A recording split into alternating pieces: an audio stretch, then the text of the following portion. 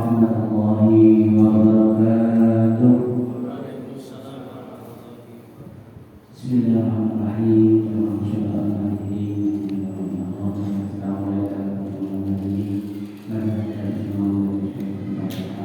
Bismillahirrahmanirrahim. Ila hadratil Mustafa syafaat Rasulullah sallallahu alaihi wasallam wa ala alihi wa sahbihi wa dhurriyyatihi wa ahli baitihi ma'asyirin Al-Fatihah. A'udzu billahi minasy syaithanir rajim. Bismillahirrahmanirrahim. Alhamdulillahirabbil alamin. Ar-Rahmanir-Rahim. Maliki yaumiddin. Iyyaka na'budu wa iyyaka nasta'in. Ihdinas siratal mustaqim. Shiratal ladzina an'amta 'alaihim ghairil maghdubi 'alaihim waladdallin. Amin. Bismillahirrahmanirrahim. Kalamun qadimun la yumallu sama'uhu tanazzaha an qawlin wa fi'lin wa niyyatin. Tanazzaha an qawlin wa fi'lin wa niyyatin. Bihi ashtawi min kulli da'in wa nuruhu dalilun li qalbin yahdi wa hayrati. Dalilun li qalbin yahdi wa hayrati. Faya Rabbi madini bishirri hurufihi wa nawwir bihi qalbi wa sam'i wa qalbi wa nawwir bihi qalbi wa sam'i wa qalbi.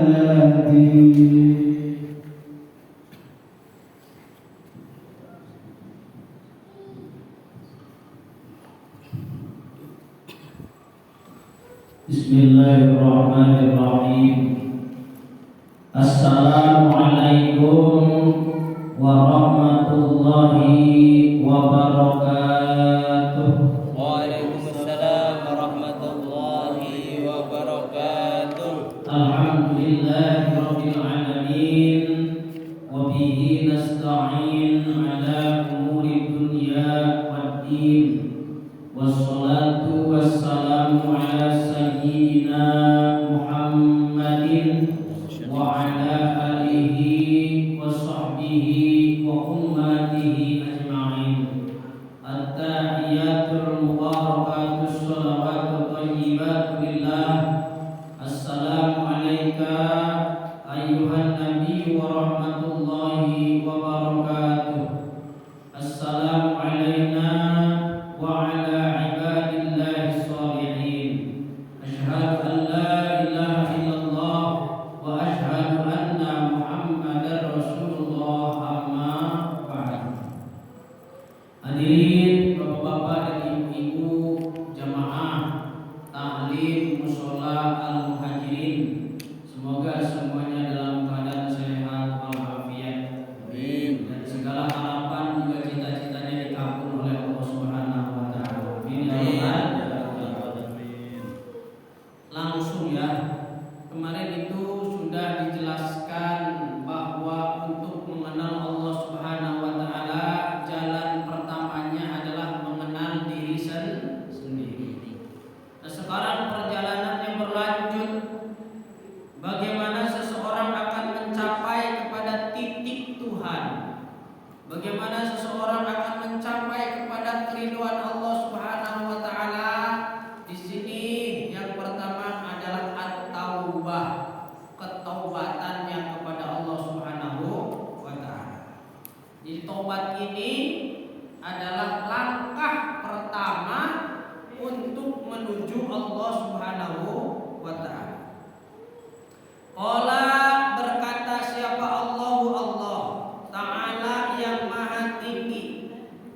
Wa tubu ilallahi jami'a ayyuhal mu'minun la'allakum tuflihun. Wa tubu, dan bertobatlah kalian, ilallahi, kepada Allah, jami'an, dengan seluruhnya. Tobat secara sempurna. Ayyuhal mu'minuna, wahai orang-orang yang beriman. La'allakum tuflihun, agar kalian semua mendapatkan kebahagiaan. Jadi di sini oleh Allah diperintah tobat, ya, diperintahkan tobat dari segala dosa-dosa yang pernah kita lakukan. Kalau kita baca diri kita, kalau kita telaah diri kita, ini banyak dosanya apa enggak kira-kira kalau dilihat? Banyak apa? Tapi itu tuh disadari apa enggak sih setiap harinya itu? Kan kita ketika ditanya banyak dosa apa enggak? Banyak gitu ya. Nah, tapi dalam kehidupan sehari-hari itu kita menyadari enggak bahwa mau bicara ini mengandung dosa atau tidak? Ketika kita mau melihat sesuatu mengandung dosa atau tidak? Ketika ingin melangkahkan kaki, ini langkah kaki menuju dosa atau tidak? Ketika ingin berbuat sesuatu, apakah aktivitas ini mengandung dosa atau tidak? Nah, kira-kira sudah sampaikah kita di tingkat kesadaran itu apa belum? Apa ketika ditanya doang? Kan kalau ditanya, bapak-bapak kira-kira kita ini banyak dosa apa enggak? Banyak gitu kan? Bisa jawab tuh. Nah, jawaban tadi itu sampai tidak kepada tingkat kesadaran. Apakah hanya sampai ke tingkat pengetahuan? Karena beda orang yang tahu dengan orang yang sadar, beda. Tahu orangnya mah, tapi kalau nggak sadar kan angel. Makanya tingkat yang terdalam dalam beragama itu bukan tahu, tapi sadar. Tahu itu dosa, tapi kalau tidak menyadari itu dosa, nggak bakal sadar, akan tetap diterjang. Tahu itu sedekah bagus, tapi tidak dilakuin, berarti tidak menyadari. Tahu sholat itu adalah refleksi, istirahat yang paling nikmat, doa yang paling dekat, itu sholat. Tahu, tapi kalau nggak sadar, nggak nyampe untuk melakukan sholat. Bahkan di dalam sholatnya saja banyak orang yang tidak sadar bahwa dia sedang sholat. Maka kesadaran inilah yang harus dibangkitkan dalam diri seseorang, dalam diri kita masing-masing. Boleh kita berpengetahuan tinggi, boleh kita punya wawasan yang luas, tapi kalau kesadarannya kecil, tidak akan berbuah apa-apa, hanya menjadi hiasan logika, hiasan untuk bicara. Nah, tobat, orang bisa tobat ini tidak hanya cukup dengan pengetahuan. Oh iya, ini saya banyak dosa nih. Nah, dia tahu sudah banyak dosa, tapi kalau tidak sadar, tidak akan melangkah kepada tingkatan berikutnya, yaitu taubat. Makanya yang pertama kudu apa dulu, Pak? Tahu memang harus tahu. Yang kedua setelah tahu harus apa? Sadar. Kalau sudah sadar, baru dia tahu taubat. Tahu nggak kamu tuh nenggak AO mulu, nenggak minuman keras mulu, itu tuh dosa. Iya, tadi saya juga tahu ini haram, ini dosa. Iya tahu. Kenapa kamu masih melakukan? Berarti hanya sekedar pengetahuan, belum sampai kepada kesadaran. Jadi kesadaran ini perlu merenung, perlu dilatih. Gimana cara melatihnya ya? Yang ngajinya juga kita cuma sejam, ketemunya juga jarang,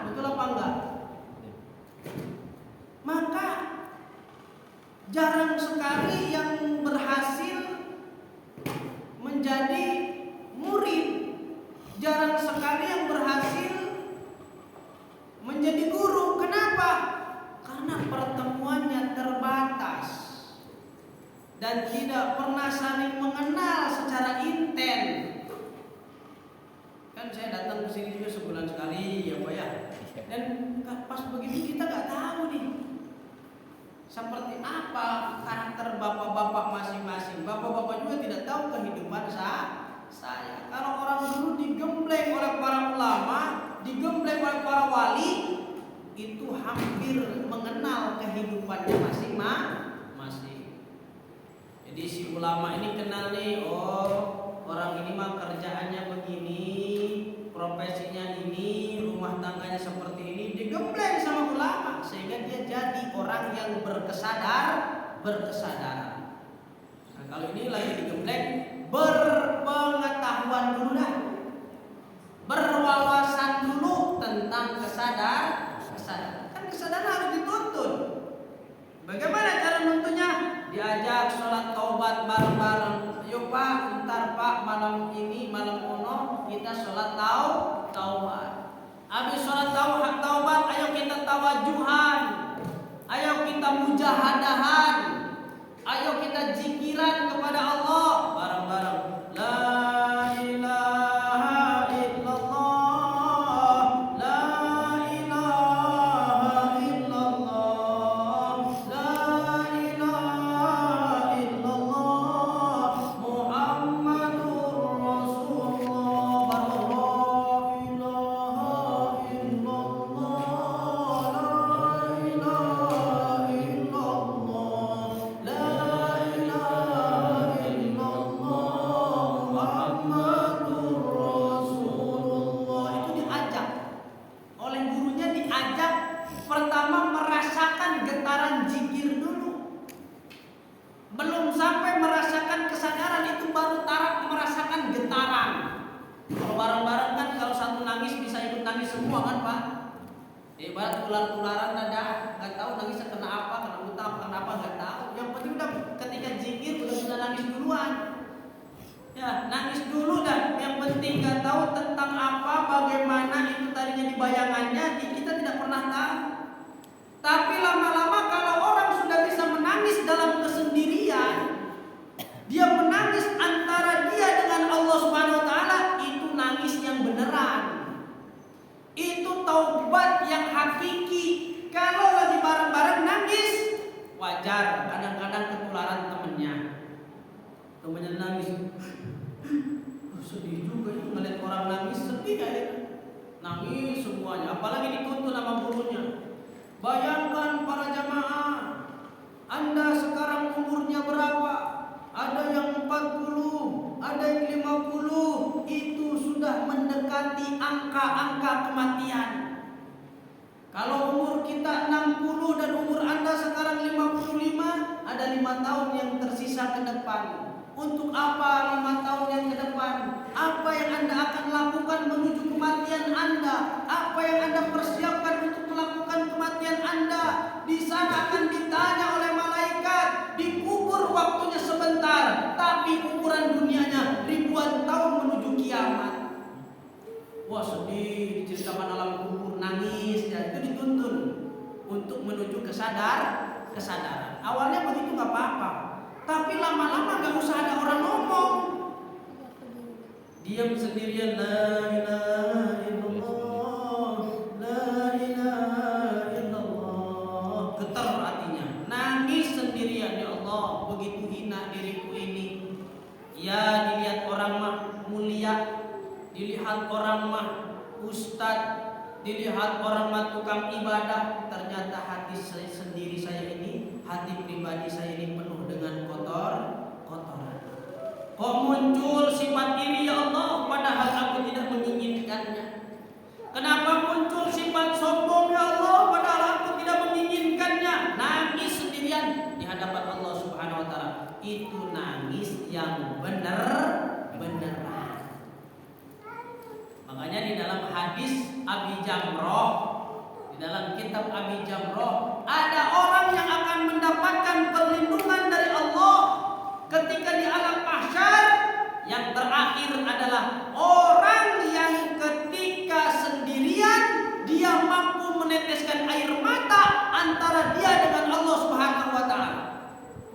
Sendirian, bukan rame-rame. Kalau rame-rame mah biasanya kesetrum, biasanya terpengaruh dengan orang lain. Ini mah dia berkesadaran berarti. Berkesadaran, dia punya awareness. Apa namanya awareness itu? Ya, ngeh itu apa ya? Itu sadar ya. Sadar dengan diri sendiri bagaimana derajatnya di hadapan Allah Subhanahu wa taala. Ya Allah, yang pertama tuh sadar. Mudah-mudahan ya walaupun ya kita ngaji, ya ngaji lah, sekedar ngaji begini ya. Tapi kan belum pernah kita bimbingan zikiran bareng, mujahadahan bareng, ya apa namanya, berdoa muhasabah bareng, kan belum pernah. Dan jarang programnya ada. Paling programnya Ramadan ketemu muhasabah di malam 10 yang terakhir. Coba bulanan ada yang muhasabah, enak.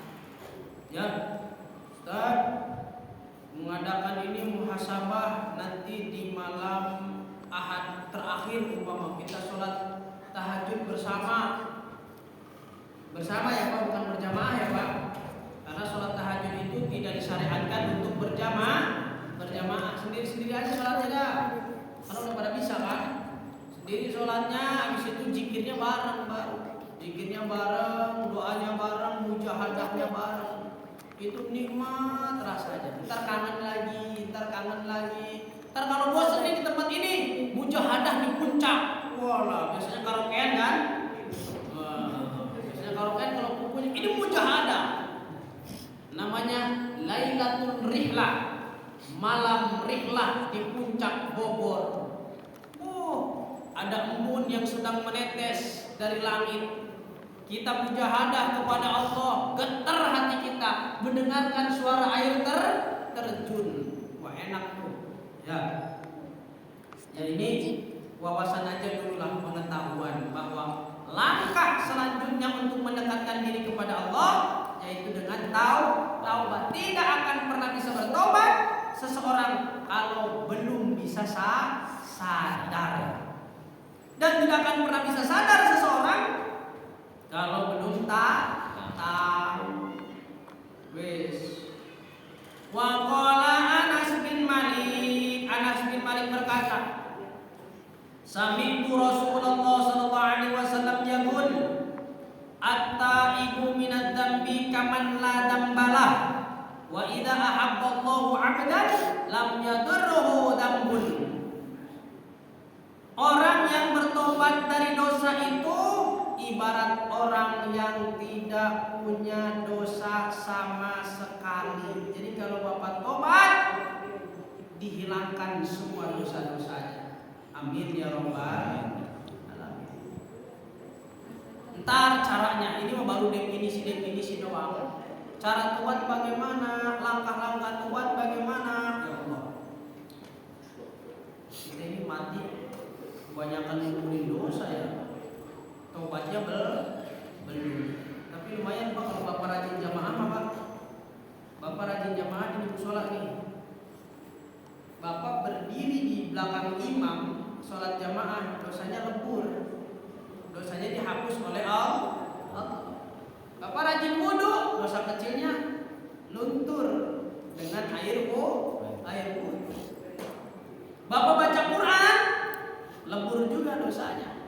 Bapak hadir di majelis taklim seperti ini, walam yaktubu kitabatan, Bapak nggak nulis apa-apa, wala yamassu qalaman, tidak bawa pulpen sama sekali. Masuk ibnu yang bawa. Ya. Nggak bawa pulpen, nggak bawa buku, diam aja, nggak boleh gedeg. Dosanya diampuni oleh Allah dan mendapatkan pahala dari Allah Subhanahu wa taala. Jalan tobat, jalan menghapus dosa banyak. Tapi jalan untuk menghapus dosa yang paling enak yang pakai kesadaran. Kita tidak akan mengulang dosa yang sama. Kita tidak akan pernah mau terjerumus ke dalam kesalahan yang sama.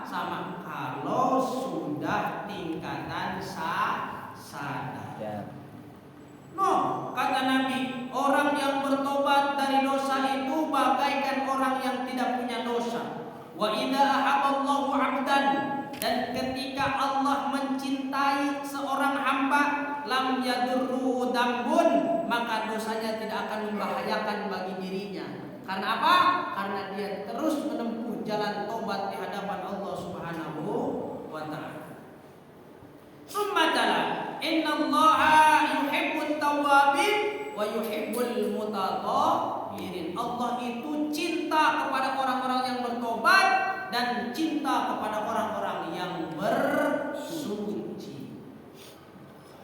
Siapa at-tawwabin? Makanya kayak Nabi Adam itu kan dalam bahasa kasarnya beliau itu tobat.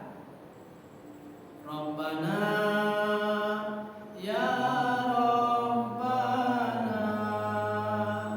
dhalamna anfusana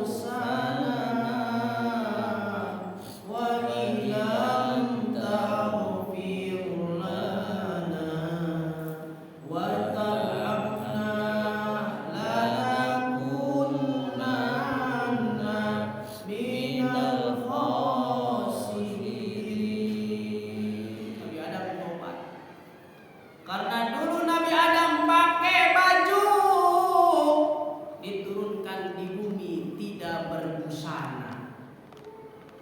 Nabi Adam dulu di surga mau apa saja ada, tidak usah berusaha, semuanya sudah ada. Tapi begitu di bumi Nabi Adam harus usaha. Makanya kata Nabi Adam, enak jadi umat Nabi Muhammad. Dia berdosanya di bumi, dosanya bukan sekali, berjuta-juta kali dia melaksanakan dosa, bajunya tidak dilepaskan oleh Allah. Bahkan masih pakai dasi, pakai sepatu pantofel, masih bisa duduk di atas meja dan singgasananya, masih bisa kemana-mana dengan membawa dosa. Kita tinggal di bumi, dosanya berjuta-juta kali. Setiap melakukan dosa, bajunya nggak dilepas oleh Allah. Coba kalau setiap kali kita dosa, Pak, bajunya diambil oleh Allah, ditelanjangin kita oleh Allah, bakal berbuat dosa lagi nggak? Nggak akan malu. Lagi ngegibahin orang, tahu nggak? Orang itu begini-begini, tiba-tiba copot semua bajunya, telanjang. Wah, ternyata dosa. Lah, Nabi Adam sekali berbuat kesalahan, mencicipi buah holdi yang tadinya pakai baju dari surga, turun ke bumi telanjang bulat tanpa pakai busana. Kita umatnya Nabi Muhammad tinggalnya di bumi, pakai bajunya gonta-ganti, berdosanya jutaan kali, tapi tetap tidak ditelanjangi oleh Allah. Dan pengen baliknya ke surga. Nabi Adam tadinya di surga, ngelakuin kesalahan sekali, diturunin di bumi. Kita dosanya berjuta-juta kali, tadinya di bumi, pengen pulangnya ke surga. Keren apa enggak tuh? Kata Nabi Adam, hebat umat Nabi Muhammad. Dosanya berkali-kali, pakai baju dan pengen baliknya ke surga. Saya dulu pakai baju, tinggalnya di surga, dosanya sekali, ditelanjangin, diturunin oleh Allah ke bumi. Kebalikannya. Maka Nabi Adam menyadari, ya Allah, begitu salah diri ini, melanggar daripada aturan Allah Subhanahu wa ta'ala. Kita berapa kali dosa ini? Banyak bener dosanya, tapi kan gak sadar, akhirnya gak tobat toh. Nabi Adam tobat langsung dengan tadi doanya Nabi Adam alaihi salam. Nabi Yunus tobat gak?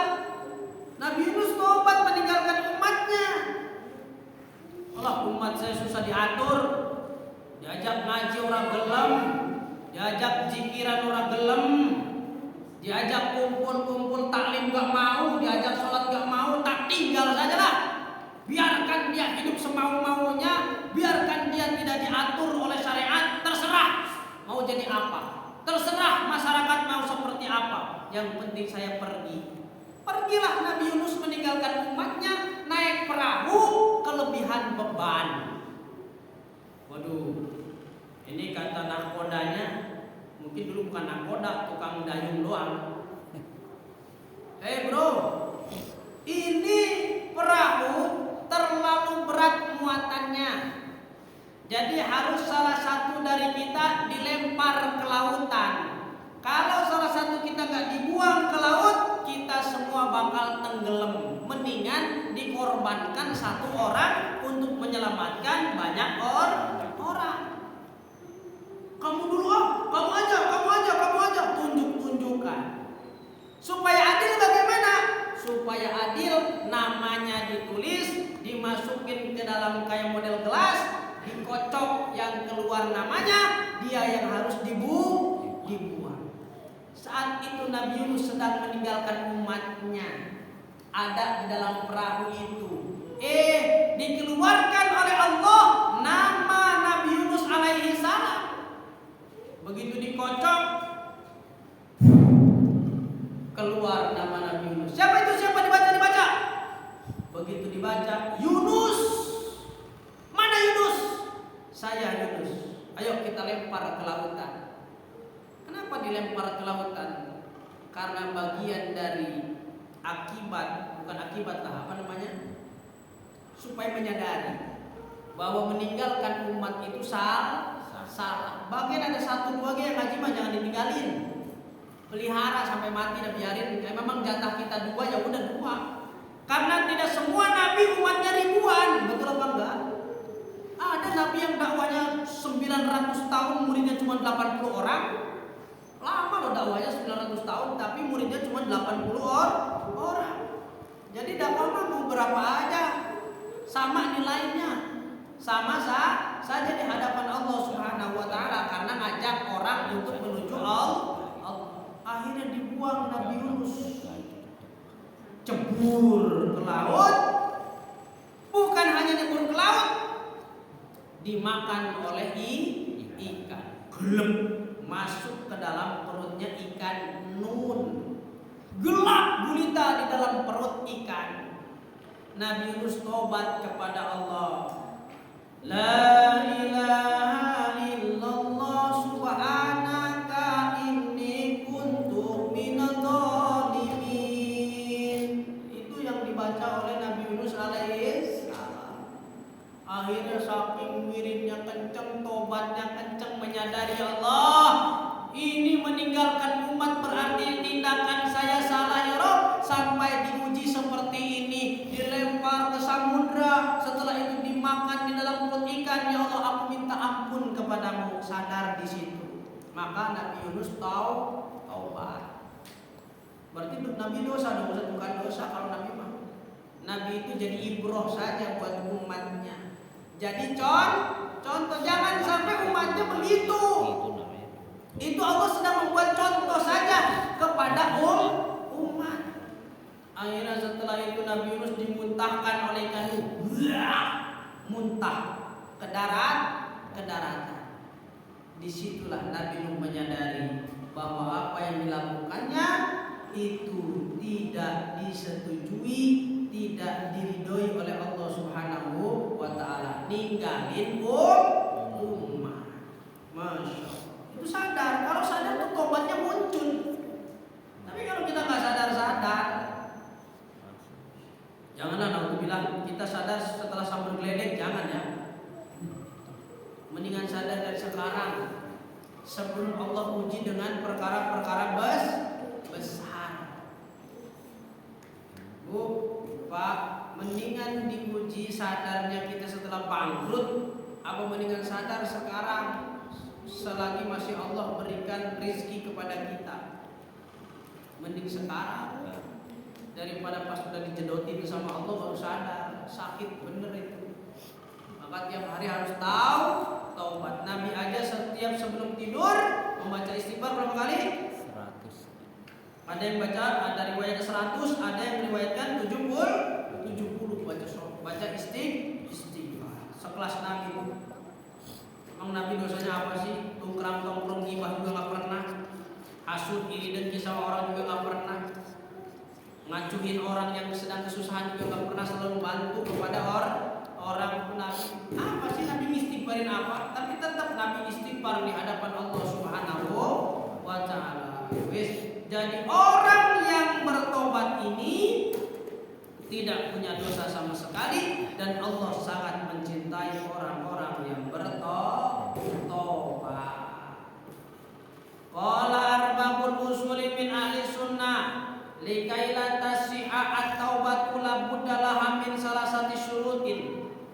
Syarat-syarat ini sudah pernah diterangkan sebelumnya ya Bapak-bapak. Apa syarat tobat? Syarat tobat yang pertama an-nadami. Rupanya menyesal. Alama amila minal khalifati, dari perkara-perkara yang telah dilakukannya, yaitu perkara-perkara kesalahan. Kita pernah nipu orang, menyesal. Kasihan kali orangnya ya, duitnya kita tipu. Pernah ngejerumusin orang sampai masuk rumah sakit. Kasihan orangnya ya, sampai sekarang sakitnya belum sembuh. Gara-gara saya selengkat, dia jatuh, tulang ekornya retak, gak bisa jalan. Padahal hal sepele, bercanda diselengkat. Kan sepele. Dia jatuh duduk, dek. Akhirnya gak bisa jalan. Menyesal melakukan dosa.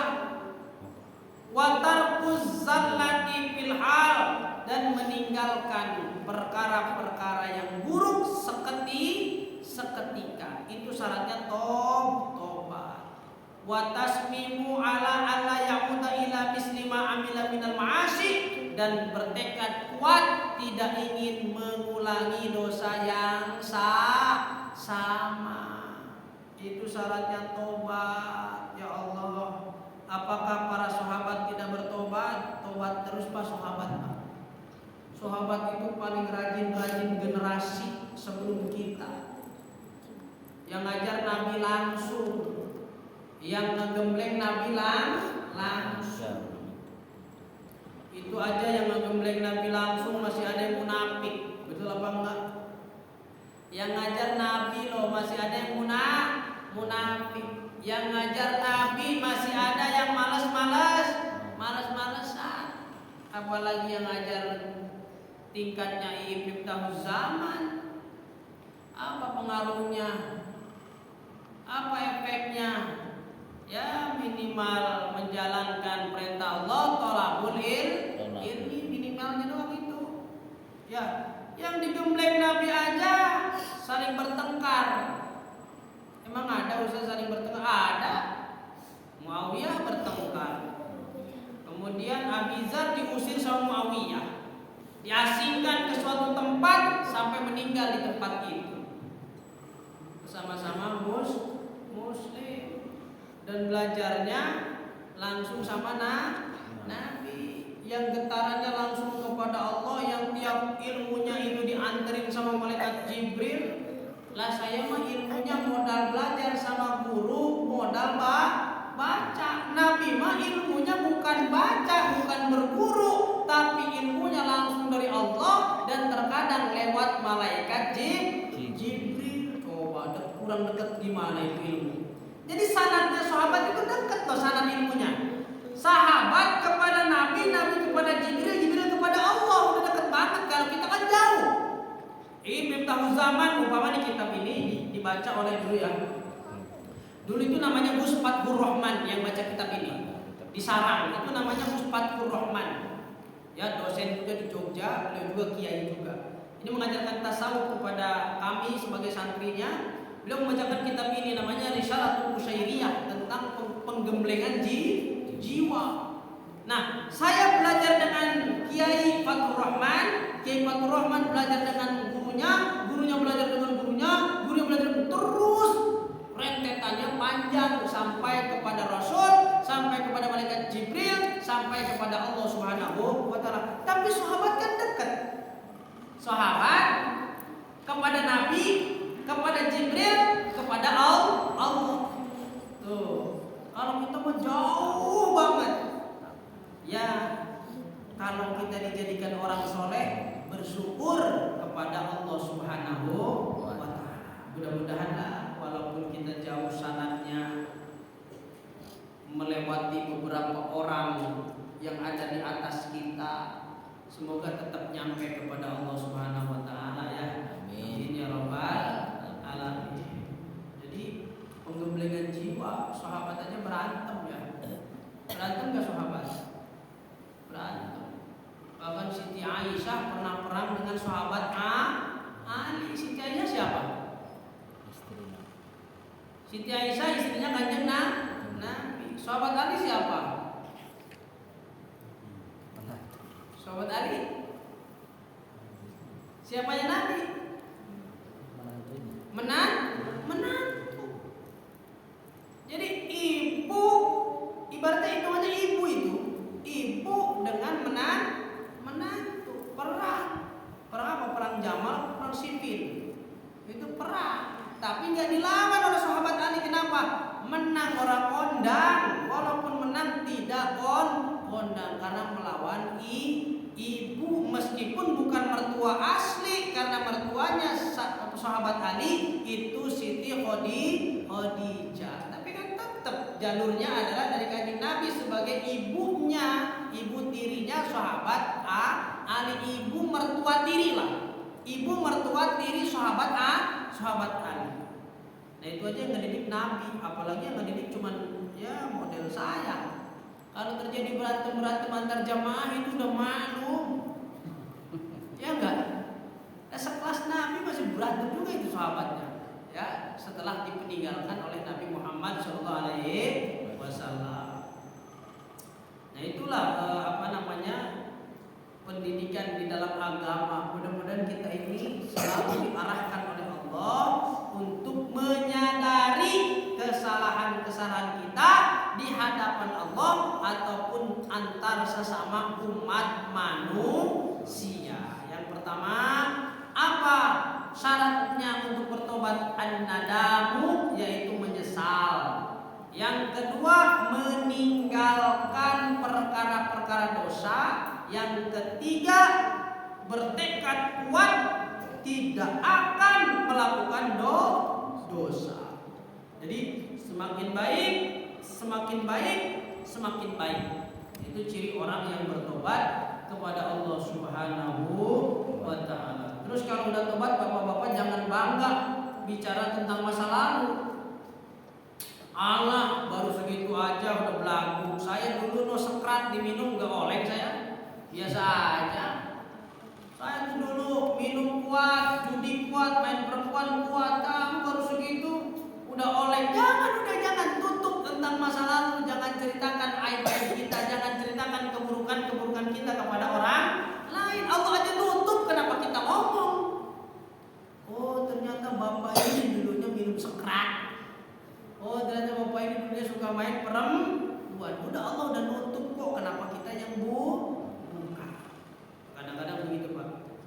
Ya dulu kan di Grand Wisata juga begitu. Ada orang tobat. Ustaz, saya ini mantan preman. Dulu saya berantem sama orang sampai orang tuh mati. Makanya saya untuk memperjuangkan agama Allah, saya tidak takut mati. Udah masa lalu gak usah diceritain. Sahabat Umar juga gak keluar-keluar. Saya dulu bajingan, kata sahabat Umar. Saya dulu tukang berantem. Saya dulu tukang mukulin orang. Gak begitu sahabat Umar.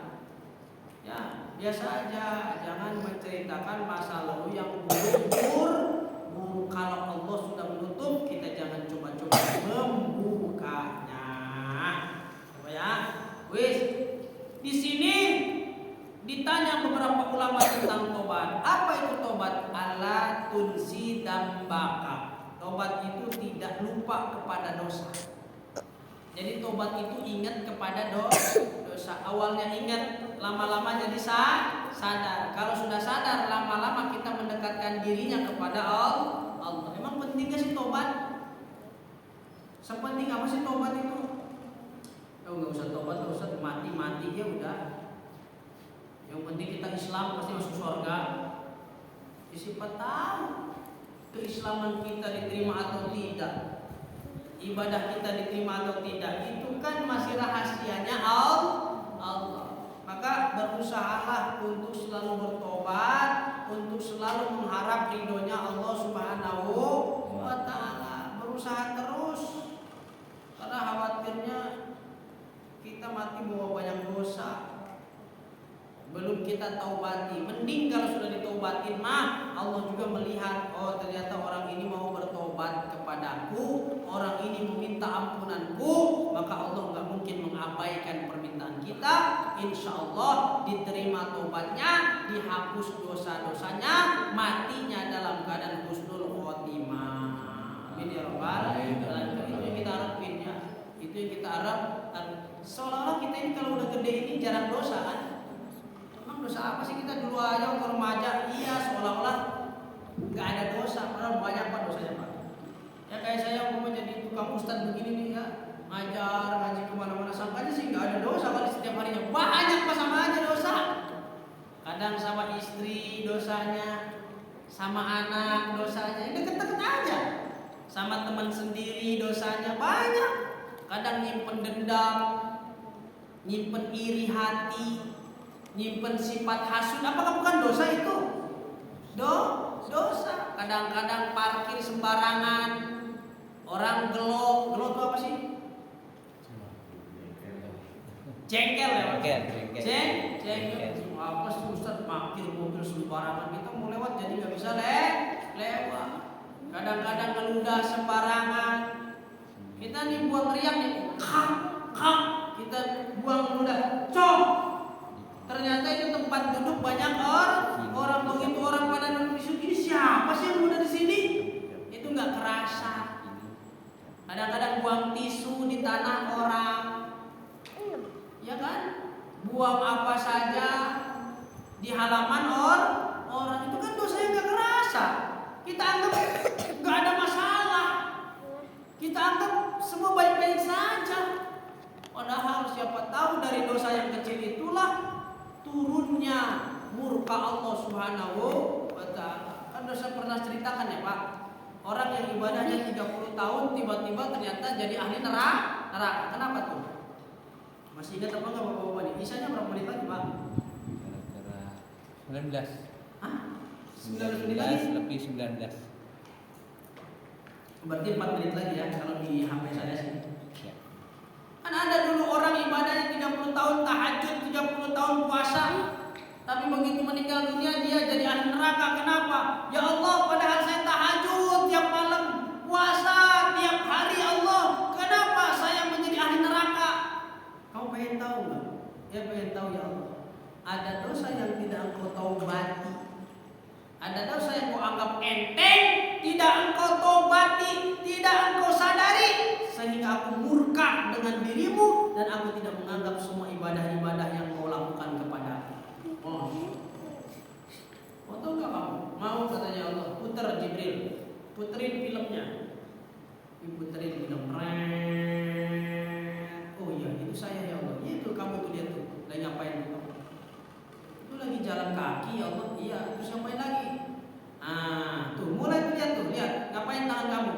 Ngambil ranting pohon ya Allah. Iya, terus ngapain habis itu? Nyongkel daging yang ada di gigi. Bahasa Jawanya apa? Selilit. Nah kamu selilitan tuh pakai ranting kayu itu, kemudian kamu buang, terus kamu jalan. Semenjak itulah aku murka kepadamu, semua sujud-sujud dan ibadahmu tidak aku terima. Padahal sepele enggak Pak? Sepele. Maka kata sahabat Umar, murkanya Allah tersimpan di dalam dosa sekecil apapun.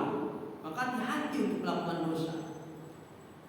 Murkanya Allah tersimpan di dalam dosa sekecil apapun. Dan ridhonya Allah pun tersimpan di dalam ibadah sekecil apapun. Kita nyingkirin botol pecah di jalan, kan remeh itu. Nggak kelihatan sujud, nggak kelihatan wudu, nggak kelihatan sedekah, nggak kelihatan sedang bangun masjid, nggak kelihatan sedang baca Quran, kan enggak. Cuma nyingkirin botol. Terus hati kita ngomong, ya Allah jangan sampai ini pecahan botol kena kaki bocah. Jangan sampai ini pecahan botol kena daripada kaki orang yang lewat. Kita singkirin, Allah ridho. Belum turun ridhonya, aman kita di akhirat karena kita menyingkirkan pecahan botol. Maka sekecil apapun kebaikan, di situ ada rahasia ridhonya Allah. Sekecil apapun dosa, di situ ada rahasia tersimpan kemurkanya Allah. Maka orang ini 30 tahun sudah beribadah, ternyata dimasukkan neraka oleh Allah Subhanahu wa taala karena dia mematahkan ranting milik orang lain tanpa izin, tanpa minta maaf, dan tidak merasa dosa sama sekali kepada Allah. Ini namanya dosa yang tidak disadari. Makanya orang itu setiap hari harus sadar. Dari bangun tidur harus sadar. Berangkat kerja sadar, di tempat kerja sadar, ngobrol sama orang lain sadar, berkumpul dengan keluarga sadar, berada di tengah-tengah masyarakat sadar. Ini kita nih membawa dua hal. Kalau kita melakukan kesalahan, tumpahlah dosa. Kalau kita melakukan kebaikan, tumpahlah pahala. Itu sadar. Oh ini ngomong ini dosa nih kayaknya, enggak deh. Ini kayaknya ngelakuin ini dosa deh, enggak deh. Oh ngelakuin ini baik nih, lakuin. Oh ngomong ini baik nih kayaknya nih, baik lakuin. Maka kita tidak lepas dalam sekeliling kehidupan kita dari dosa atau dari pahala. Maka mari kita belajar menjadi orang yang selalu sadar bahwa kita ini dimonitor, diawasi, dilihat, didengarkan oleh siapa? Oleh Allah Subhanahu wa ta'ala. Maling lebih takut CCTV dibanding malaikat raqib dan atid. Kenapa? Karena malaikat raqib dan atid tidak bisa jadi saksi di kepolisian, tapi nanti menjadi saksi di akhirat yang pengadilannya lebih lama daripada pengadilan yang ada di dunia. Orang lebih takut CCTV. Kawasan ini diawasi oleh CCTV, takut gak jadi. Coba tulis, kawasan ini diawasi oleh malaikat raqib dan atid. Biarinlah malaikat raqib atid mah nggak bisa jadi saksi untuk di ranah hukum pidana atau hukum perdata. Begitu ya Bapak Ibu, maka yang harus dimunculkan adalah kesadaran. Monggo belajarlah masing-masing. Setelah ngaji ini diangan-angan gimana caranya lah kita ini menjadi manusia-manusia yang sadar bahwa kita diawasi 24 jam, dilihat 24 jam, didengar 24 jam oleh Allah Subhanahu wa taala. Begitu saja.